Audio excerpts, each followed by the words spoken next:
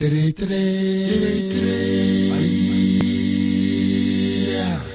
Ia puta mai au ki te ia nei au Akarongo ake au I te tangi tangi e Akarongo ake au I te tangi mai To ko te reo te ia mama e Ko te reo te ia o taku mama Ko te reo te ui tūpuna e Mauri o ta kina pepe iara Ia kore te irera e ngaru e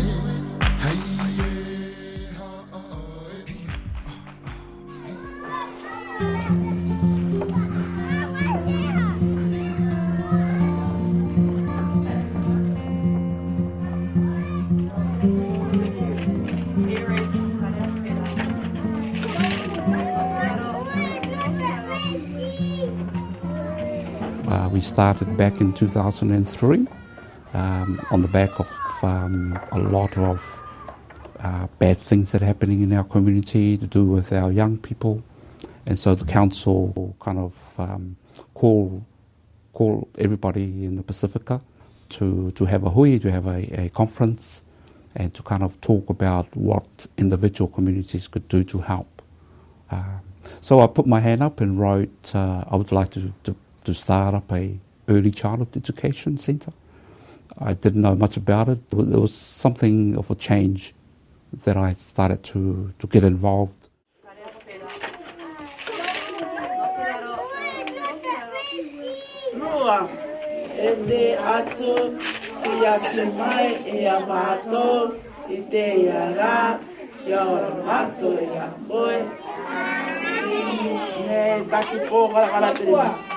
Okay, aku tak tahu mana kuliah ni kau. Mama, papa, tai, dua. Mama, papa, ele mamou vera. Mama, papa, ele mamou vera. Ele mamou vera. Kia ora, my name is Ruamata Ititoa and I'm the senior team leader for the Tuareka O Manurewa.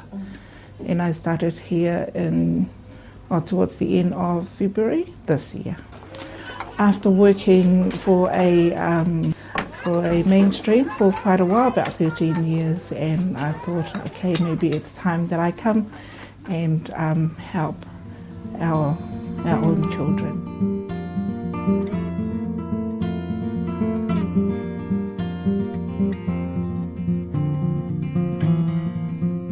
Our role is really high, and quite a lot of children coming to our centre, and you know what it is like looking after children, teaching children from 0 to 5 years old, and it's a big challenge.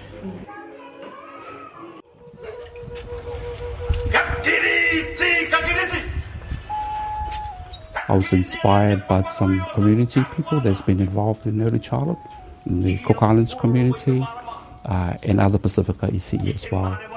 The project resource development began in February, but its inception actually was inspired quite early when we became involved in early childhood back in 2006. One of the motivation of that is ensuring that we have leaders that speak about the development.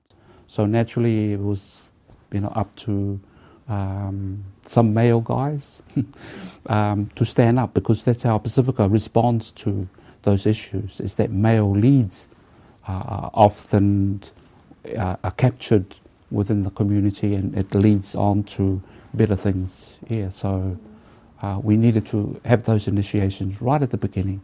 We need to set the platforms around those structures.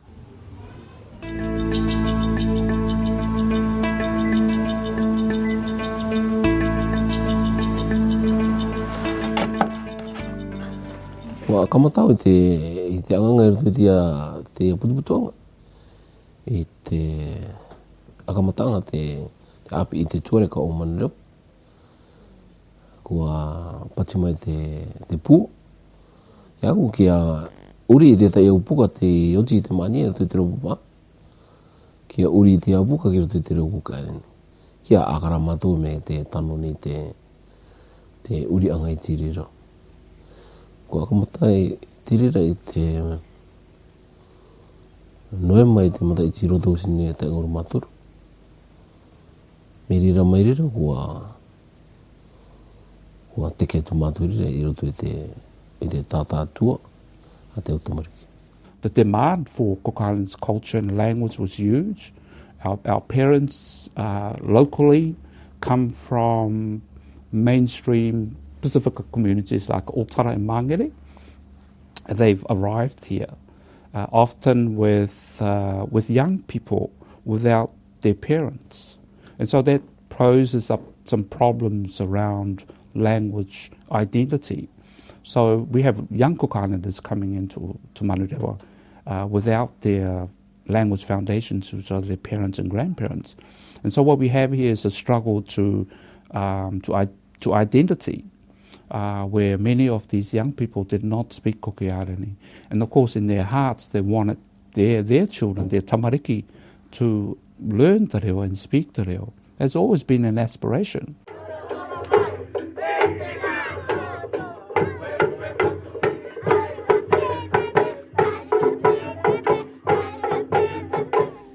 I te akamatanga o te tata I te tua. Mataora jikeo, no te mea kari uki o te tangata I te tangata tukatoro I te reo. Ina rāku wa riro te tuanga ni. I akamaruru e ko iau I te oki kiro te akara I te reo. I te tauturi tatatu anau I kone inu tiri nei kia rauko I rātou te tāmau tu tātou reo. Kia rauko te tae au karanga te papai, resources. I roto I te reo kuki aere. Kia api tātou tamari kirikiriki. Kia ki te rātou I tātou reo.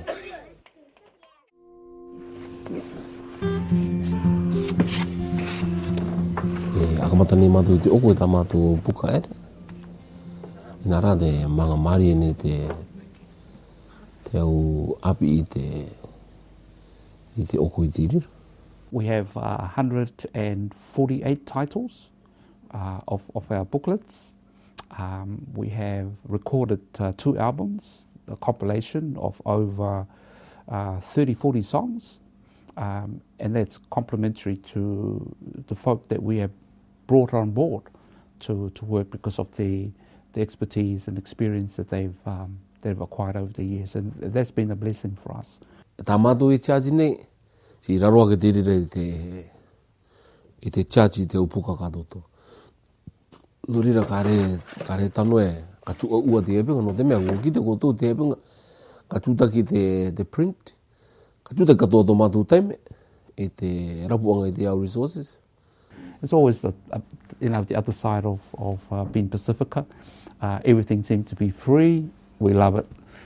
If we have to buy it, it's a bit of a struggle to get our people to. But I hope that the product will serve their purposes and ensure that they are used wisely within the context of the Cook Islands community. Pachianga naku kia koto e tishitangata. Ia koto ia kawawa. Kare mātou e riri te akatano me koto I mātou. Te pinga pua pinga rā. Kia ere to tātou reo kiwa. I te api I tātou ana.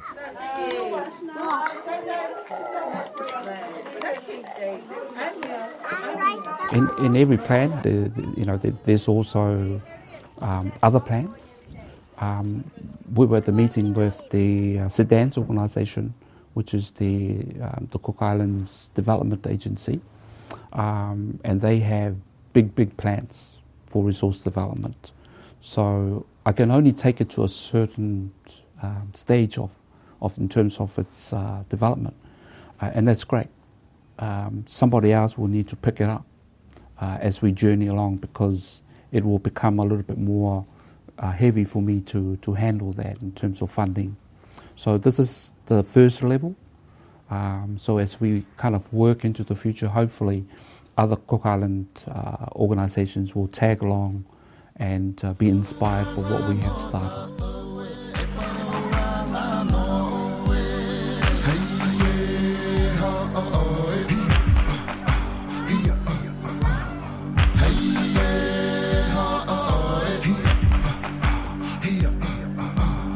Hey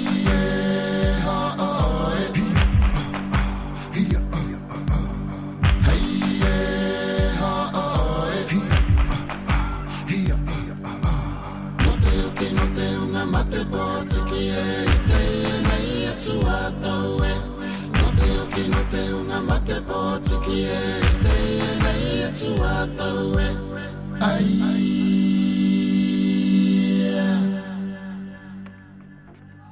Ko te reo tupuna